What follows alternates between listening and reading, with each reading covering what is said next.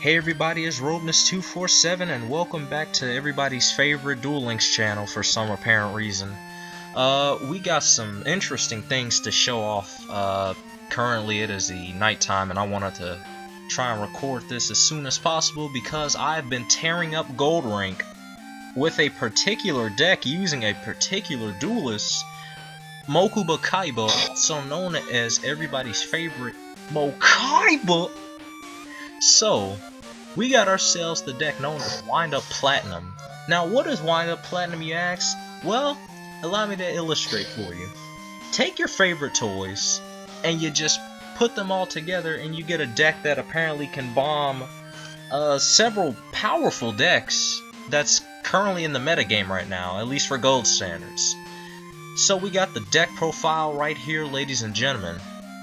We need not waste any time and tell you all about this deck. Now this deck is very peculiar. We're using wind-up cards. Now something interesting about the wind-up cards is they've only released 3 wind-up cards for a little while before the major things happened. You'd had wind-up Juggler, then you'd have wind-up Knight and wind-up Bat, but 9 times out of 10 you'd probably just stick with the first 2. And then they released some other wind-up cards, i.e. Wind-Up Dog, Wind-Up Soldier, I believe, and Wind-Up Warrior, which all 3 of those monsters have abilities to regulate their level. And so, we're not necessarily using the level boosting, as well as the attack boosting monsters, so to speak, in this deck. Instead, we have a pretty, I want to say, an unorthodox deck. It's a wind-up deck, as said before. Anyway, about the deck, it's definitely got some toys in here that will be a definite bang for your buck.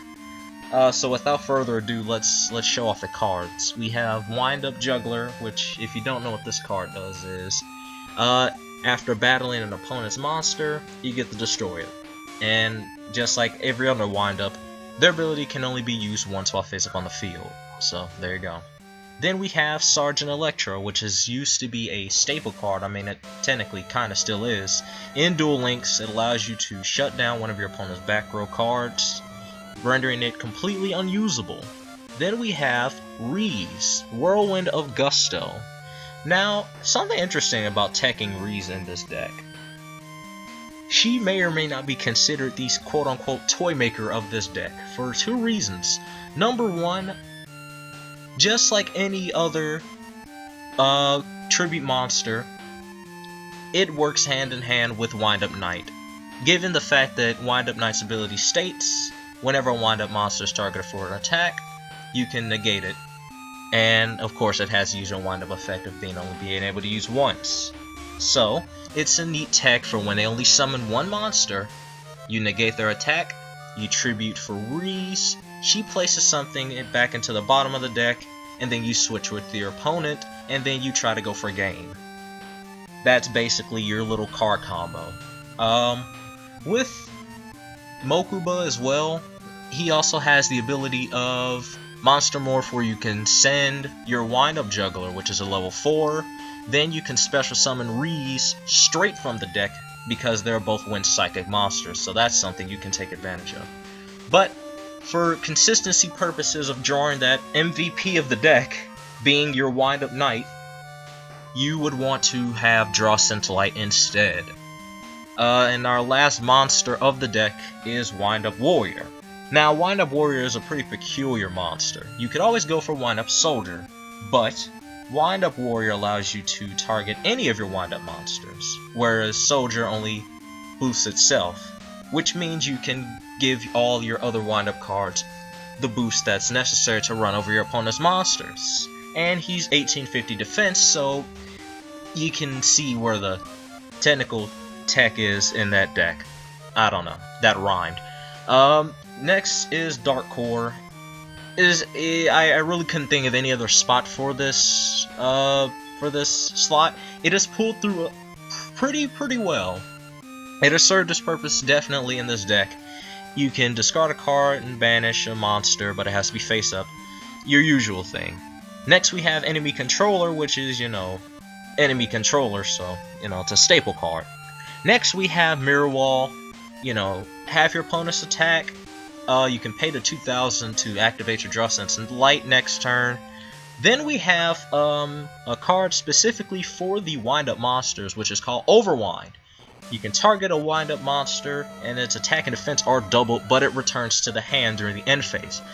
Now, one of the unique things about this is just regular Wind-Up Knight by itself. I mean, this is just basic math, but Wind-Up Knight by himself, if your opponent just happens to have blue eyes and they try to attack into it, Overwind puts him at 3,600. So your opponent just basically loses a wind-up monster. I'm sorry, they lose a monster. You keep your wind-up monster. Gotta be careful of that. Anyway, next trap card we have is Security Orb. It was a neat tech. Really couldn't find anything else, but it has worked. Haven't gotten the effect of destroying the monster yet because, I don't know. At this rate, it's kind of more of... I'm not really sure. One of these days it'll happen. And then our final trap card is Zen March, or Zen March, depending on how you pronounce it. Anyway, Zen March is your potential OTK card. What it does is, you target a level 4 lower wind-up monster. You return it back to the hand, special summon another one of the same level. But you can also return the same monster. You can special summon the same monster that you returned, i.e. your wind-up knight. Say your opponent's field is cleaned. You have Sargent Elektra, who locks down all of your opponent's cards, and so it's just Sargent Elektra and your wind-up monster. You basically just swing with your wind-up monster, activate the Zen March, return him to the hand, special summon, and then attack for game. It's a pretty good combo. Now, that's all the cards we have, but that doesn't mean this is over. This deck is something else. This deck got me from Silver Rank 2 to Gold Rank 3 in just a matter of hours, which is pretty daggone impressive given the fact that we've encountered Blue Eyes, we've encountered Destiny Heroes, UAs, any of the meta decks that's going on so far. This deck has beaten perhaps once or twice, which is pretty impressive. So we got a few replays to show, and I won't keep the audience waiting too long, because of course we're not just here for the deck profile, we're here for some action too, are we not? So our first match is against Leo, and Leo, spoilers, was using Ultra Athletes. Let's see how this plays out with our wind-up deck. So, very interesting duel, I'll say, definitely. So I'm pretty sure that this deck can reach Platinum rank. I mean, I even called the deck Wind Up Platinum for a reason. When I was in Silver rank, I called it Wind Up Gold, and lo and behold, we're in Gold. That rhymed again. I gotta stop that. Anyway, so now the duel is getting started. It's a pretty decent hand, I'll say. We got the Zen March, we got Reese, Overwind, and Sargent Elektra. I suppose it would be better if we did start with our wind-up card, but that's okay, because our opponent summons the Dinotherium. Now at first, one would think, what is he playing? But lo and behold, he activates his UA Stadium, so we obviously know he's not playing Blue Eyes for some apparent reason. I don't even think you can tech Blue Eyes in an Ultra Athlete deck. Probably would not work at all. So we draw the second Sargent Elektra. Weird. Anyway, we lock down the back row, we set Overwind and our Zen March, our two Archetype trap cards, and we crash into our opponent's Dinotherium. It's probably a weird play, I suppose. I don't know. And so he draws a card and ends his turn, because apparently when you have no midfielder, you simply brick. And so we draw the Wind Up Knight. and it's time for the the MVP of the deck to show his stuff. For example, we swing into Leo, we activate our Zen March, we return him back to the hand, we special summon him again, go for the attack, activate Overwind, double his attack, and swing for game. One can't describe how good that combo is. It's something crazy. I don't know. It's crazy. So we end up winning that duel with no problems.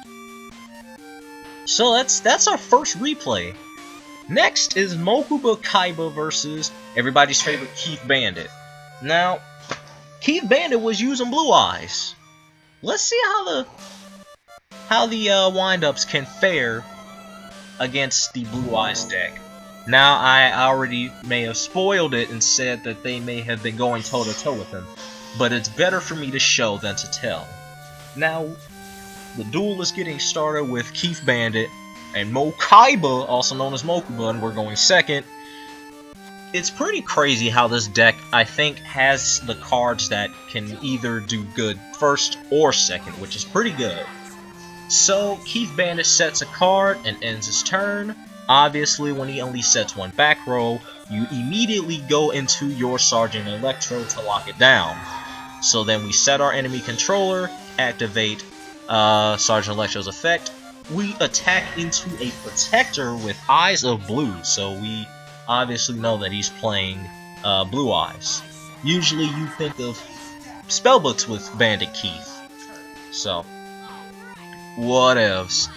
Whatever. Anyway, so we draw a card, we grab the Zen March, and we set it. We summon our Wind-Up Juggler, one of my favorite wind-ups in this deck. But Wind-Up War Knight also holds a special place in my heart too, because, I mean, he is technically the MVP of this deck. Anyway, now we swing for some damage onto the Bandit Keith, also known as Keith Bandit. And then he loses his attack. And then our opponent activates the Bingo Machingo, because, you know, it's funny how that sounds very similar. Bingo Machingo. I don't know, some dumb. So he ends up excavating those cards, and he sets a card face down, activates the Ancient Rules, and lo and behold, it's Dragon Spirit of White. So now his effect activates to banish a card, but my opponent unfortunately goes for the wrong one. He has chosen incorrectly and goes for the Zen March, but we can obviously activate it just to show that, hey, we got it. And just special summon him. He goes into the battle phase, but lo and behold, enemy control was set face down. So now, our little dragon friend has been put in defense mode. And we probably already know what's going to happen. Sargent Elektra's ability activates, lock up the back row, activate the Dark Core, banish him, then we summon our Wind-Up Soldier. But we swing with Wind-Up Juggler first, and then we go in for our Wind-Up Soldier, claiming this Blue Eyes deck, even though he may have bricked, but still. Regardless, even with this replay, there are many other replays and battles that have gone unseen, but have happened. Anyway, the next one is Yami Yugi, but he's using Dark Magician, and for the sake of consistency, we'll go right into a special Prowler, or a special Velian Crowler who just so happens to be playing a very powerful and also very expensive deck. Do you know what I'm hinting at is the question. I think you might know what I'm hinting at. So the battle begins, and we are going second for the, what is this? I want to say third time. It's probably the second time. So he's running balanced 25 card deck, 4 extra deck monsters. Do you know what the cards are this time around? You might, the answer might surprise you, but it probably won't. Lo and behold, it's Destiny Heroes. Lo and behold, it's Destiny Heroes. Now, Drill Dark's effect activates, he special summons the Dreamer, sets a card, and ends his turn. Now, the only thing that I can be worried about is summoning the Sargent Elektra if we had it. So, we end up summoning Wind Up Knight, try to attack into the Dreamer. We see no toggle from our opponent when it comes to his back row, which is pretty good, I suppose. Goes for the Vision Hero Vian, sends a Drill Dart to the grave, banishes that said Drill Dart, adds the polymerization. We get it, the usual Destiny Hero thing. Activates the polymerization, fuses those two monsters together, and gets the D Hero Dangerous. Goes straight into the battle phase, but wait, remember what we were saying before? Wind Up Knight's ability activates, and now the attack is negated. We draw enemy controller. We tribute for Reese. We activate Reese's ability. Try to switch those cards, but lo and behold, our opponent had the mask change face down. But then again, it's Destiny Heroes, and 9 times out of 10 they will draw that mask change in their opening hand because they're usually playing 3-ofs. So it doesn't matter. So we go for the attack. We see no toggle. We use the enemy controller in the damage battle step and we end up destroying the Anki with no problem. And even if he tried to attack, we still had our second line of defense, which is the security orb. So he ends up setting a back row and ends his turn. We try to attack, and he goes for the Widespread Ruin, which destroys our poor Reese, and now she's in graph. So now she's just gone. So now our opponent sets another card and ends his turn. But lo and behold, we draw the Wind Up Knight, but it doesn't even matter because he'll just activate the Forge Floodgate Trap Hole and sets our poor Wind Up Juggler face down. So now he ends his turn. So now the battle is technically lagging out. We draw the enemy controller, we set it, goes for Wind Up Warrior, but the opponent just happens to be playing the Zing Zang Hu, and he locks down both of our back row, so we have to activate our Wind Up Warrior's effect, and we swing, and we end our turn. So our opponent draws, who knows what he drew, and he ends his turn. Then we go for that real good Sargent Elektra. So now we crash into the Crowler, and we crash into the Crowler for a second time. And there goes Valiant Crowler. He's gone, he's simply gone. Well, there you go, folks. Valiant Crowler has been called Tommy, and now the duel's over. And now our final replay is against Aster Phoenix, also known to maybe some people, and by some I mean probably 3 people or more, known as Nasty Phoenix. Why is he called Nasty Phoenix? Well, G Fred, that's a good question. I guess it's trivial at this point. Anyway, the duel still continues, and now Aster Phoenix is showing up to try and challenge the might of the wind-up cards, even though they may not necessarily be the most viable. Doesn't matter. So he ends up summoning the Destiny Hero Drill Guy, or also known as Drill Dart, special summons a second one, sets to back row, and ends his turn. One can only imagine. Oh, what can we do? Well, I think I have an idea. So we activate our Dark Core. We banish one of his Drill Darks. Then he ends up going for the Wall of Disruption. But lo and behold, he forgets I can just activate Wind Up Juggler's effect, destroy his Destiny Hero Drill Dart. So now it's simply gone, and now it's pretty much top deck mode for the both of us. So he draws, gets nothing, ends his turn. I draw, get that good Electro, activate that effect, swing. So now he's losing life points. And Aster Phoenix is going for the Destiny Calling, try to get that Dark City up. Don't be out there late at night. So he sets 3 back row and ends his turn. Meanwhile, we summon... Well, I'm sorry, we don't summon anything. We draw the Overwind, but we don't set it, and we end our turn. And then Destiny Hero Celestial comes into the play, tries to attack, activate the enemy controller, and it is doing him no good. And so, we activate Sargent Elektra's ability once again. That back row is locked to the full. Then we swing with our Sargent Elektra, attack with our Wind Up Knight. See, this deck is super crazy.